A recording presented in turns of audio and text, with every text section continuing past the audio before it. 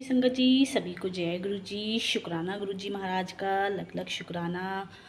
और आज का पाठ जिस जिस संगत के पास पहुंचेगा वो उसी के कल्याण के लिए है, क्योंकि पाठ मैं रोज़ डालती हूं, लेकिन जो जिसके लिए पहुंचता है गुरु जी की आज्ञा से वो उसके कल्याण के लिए होता है और गुरु जी की उसमें बहुत सारी ब्लेसिंग होती हैं।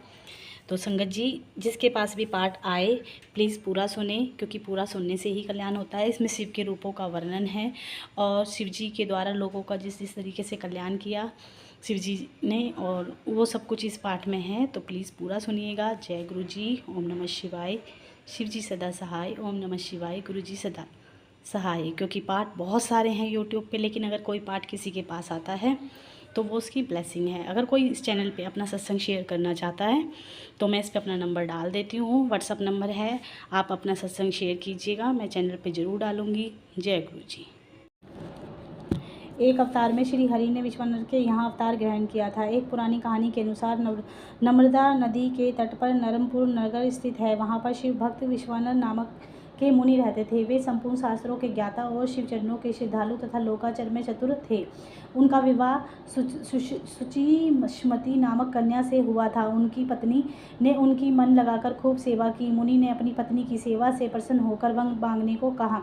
पत्नी बोली, मुझे शिवजी के समान पुत्र चाहिए। मुनि विश्वानर ने पत्नी से कहा, इस वरदान के लिए मैं भगवान शिव जी की तपस्या करूंगा और उनसे वरदान पाकर तुम्हारी इच्छा को पूर्ण करूंगा।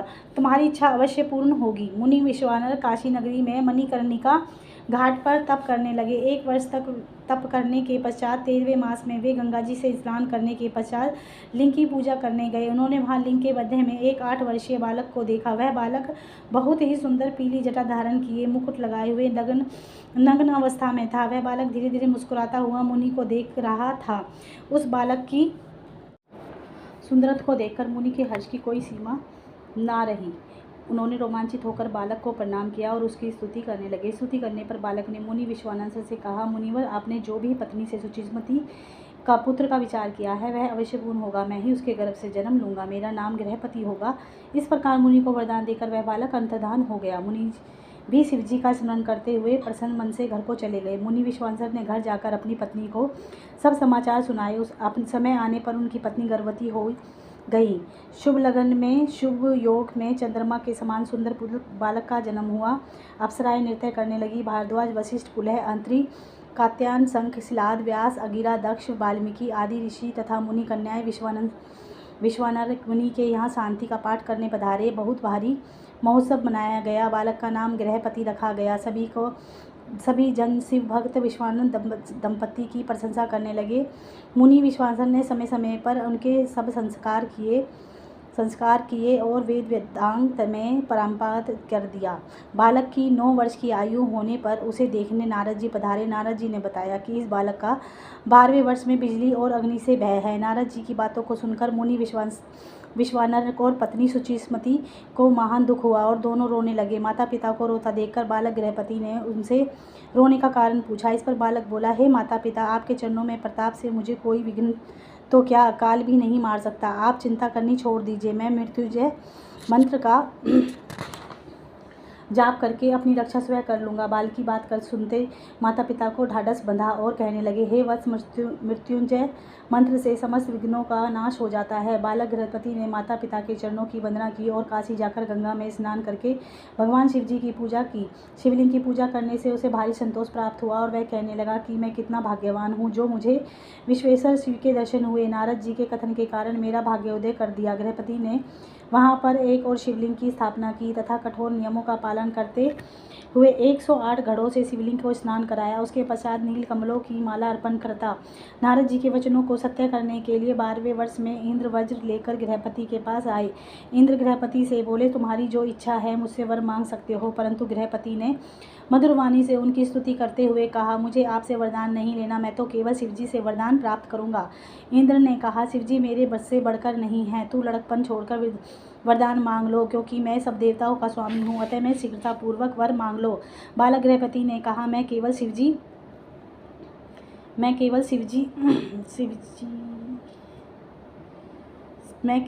से ही वरदान चाहता हूँ। इस पर इंद्र ने उसे वज्र से डराया। बालक बिजली से युक्त वज्र को देखकर मूर्छित हो गया।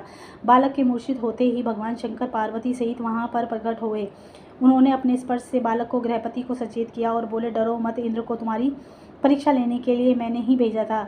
तुम मेरे भक्त होने के कारण तुम्हारा कोई बाल भी बांका नहीं कर सकता। तुम्हारे द्वारा स्थापित शिवलिंग के तेज से कोई भी ठहर नहीं सकता। ये अग्निश्वर महादेव सदैव बिजली और अग्नि से रक्षा करते रहेंगे। इतना कहकर भगवान शिव उसी लिंग में अंतर्धान हो गए।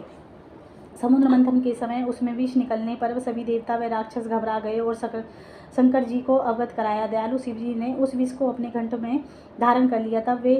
तब से वे नीलकंठ कहलाने लगे। समुद्र मंथन से इसके बाद अनेक रत्न और अमृत निकला। उस अमृत को केवल देवताओं ने ही पान किया, राक्षसों को अमृत नहीं दिया गया।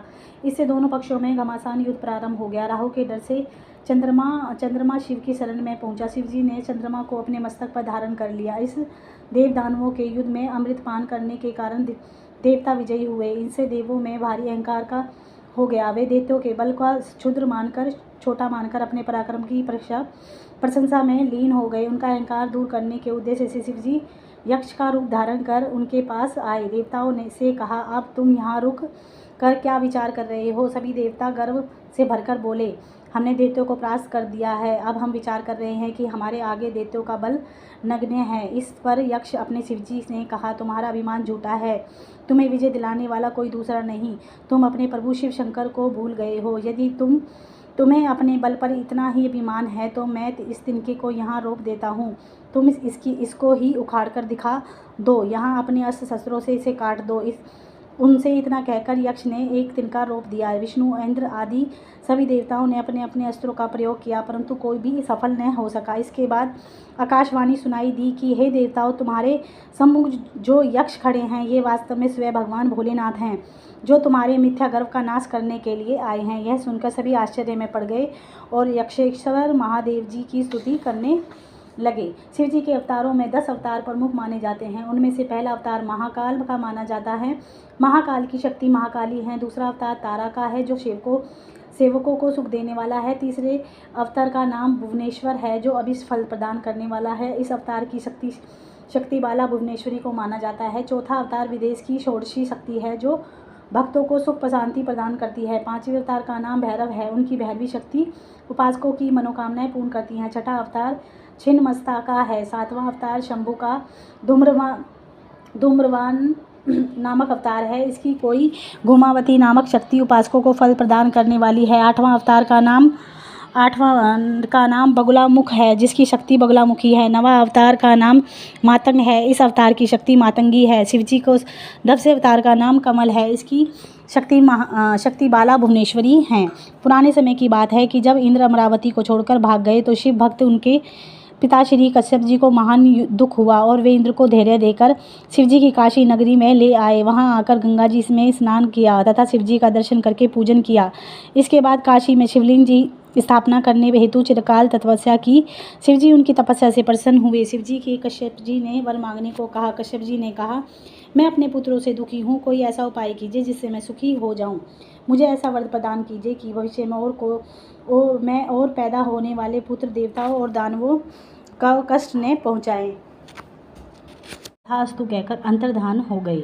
इसके बाद भगवान शिवजी अपना वचन पूरा करने हेतु कश्यप से सुरभि में प्रकट हुए। बड़ा भारी उत्सव मनाया गया, मानो सभी विस्मय हो गया हो। उसी समय शिवजी के निम्न अवतार हुए: कपाली, पिंगल, भीम, विरूपाक्ष, विलोहित, शास्ता, अग्निपाद, अपिवर्ध्य, शंभु, चंड तथा भाव। उपरोक्त सभी साक्षात रुद्र के रूप तथा सुख के सागर हैं। इन 11 रुद्रों ने देवताओं की भलाई के लिए युद्धों में असंख्य देवताओं का संहार किया। महर्षि अत्रि जी ने अपनी पत्नी अनुसुईया के साथ ब्रह्मा जी के कहने पर पुत्र प्राप्ति के लिए शिवजी की आराधना की। दोनों पति पत्नी ने ऋक्ष पर्वत विंध्याचल के पास नदी के तट पर बैठकर घोर तपस्या करने लगे। उनके शरीर से तीक्ष्ण अग्नि की ज्वाला प्रकट हुई। इस ज्वाला से तीनों लोग भस्म होने लगे। सब ऋषि, मुनि, इंद्र, देवता मिलकर ब्रह्मा जी के पास गए, उनसे अपना दुख निवेदन किया। ब्रह्मा जी सबके भगवान शंकर के पास ले गए।